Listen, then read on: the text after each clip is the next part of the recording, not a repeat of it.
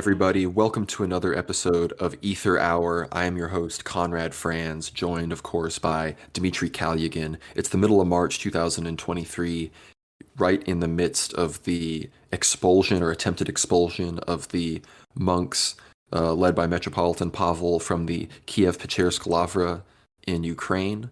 The war, of course, is raging on. It seems that the religious rhetoric on both, from Putin especially, is increasing as the Russian people view the enemy as more and more of a anti-Christian force. And so I think this is an appropriate time to talk about what we're going to be talking about in this episode. Don't you think, Dmitry? Absolutely, Conrad. I think it's also important for, Orthodox Christians to not just return to, veneration of the saints and prayer during these great times, during this time of Great Lent, but also, in terms of contemplative prayer, especially for the Orthodox brothers and sisters in the Ukraine at the moment, especially those monks of the Kiev-Pechersk caves who are undergoing quite an eschatological sort of, perhaps even ancient type of, persecution and confessorship. So we of course support them and everything. But today, the third episode, it's definitely full of examples of people who also have been not really persecuted throughout their life, but definitely who have undergone some sort of tribulation from the forces of darkness in their own capacity, and perhaps do warrant not just veneration but canonization in the future. No, it's really going to be a fantastic episode. This is some of our favorite things to talk about in general. Like, we would probably have this conversation even if it wasn't being recorded. So now we can record it and share it with you. So we're going to dive right into this by talking about the new martyrs of Optina, who were martyred in Easter of 1993 on the night of Pascha itself, actually, right after the Great Feast. And they resided in the Optina monastery, which for those who are Orthodox may already be familiar with that famous northern hermitage in Russia. And they were martyred explicitly by a Satanist in a satanic fashion. And they themselves are now widely venerated across Russia. It was three monks, one of them being a hieromonk. And we're going to get into a little bit more about them, the background, and the murders. Yeah, of course, and the Optina monastery, of course, famous for its Optina elders who, came to much renown in the 1800s, kind of responsible for you can call it the Silver Age of Russian Orthodoxy.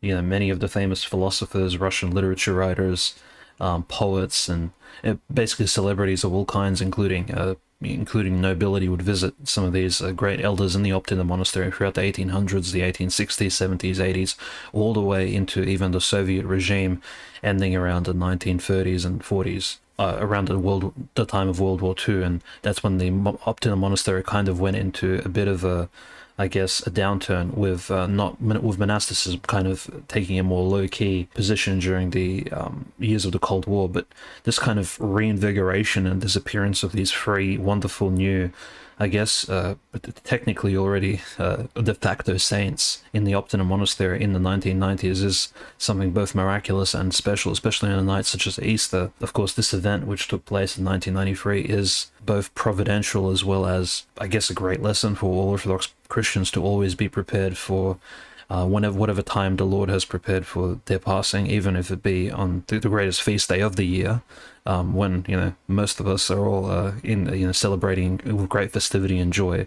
And even in a place such as the Optina monastery, which many consider to be one of the safest places on earth in terms of Seraphim of Sarov and all the prophecies related to that, and how he mentioned the Antichrist not being able to, actually come into Optina, and the protection of the Theotokos over this monastery, and then for this event to actually take place there and be conducted by this evil man who, probably possessed by many demons and his own personal passions and sins, commits this, heinous crime and takes the lives of these three monks.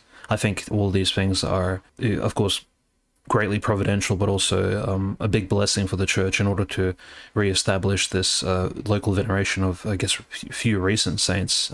Definitely a lot to consider here, and their lives are so well written as well, Conrad. I'm not sure, you've probably read a few interviews with them over the years, but even the monks during the 1990s and 80s, they were so and like their orthodoxy was just alight in such a way that even when they were being interviewed at the Optina monastery, these three Giga Chad monks would basically answer open questions. Like there's written interviews recorded by the monks when people would ask, "Well, how's the Optina monastery going?" in the late '80s, and Saint Basil, the future, I guess we can call him Brother Basil at this point, one of the monks who was martyred at the monastery, he would reply, "Well, the monastery is doing great," and he would actually comment on the local Orthodox culture and some of the things he would do at the monastery. And these people were very passionate about their Christianity, and for their life to be taken in such a way, I think on the Easter night, it's definitely a great symbol for us Orthodox people to carry.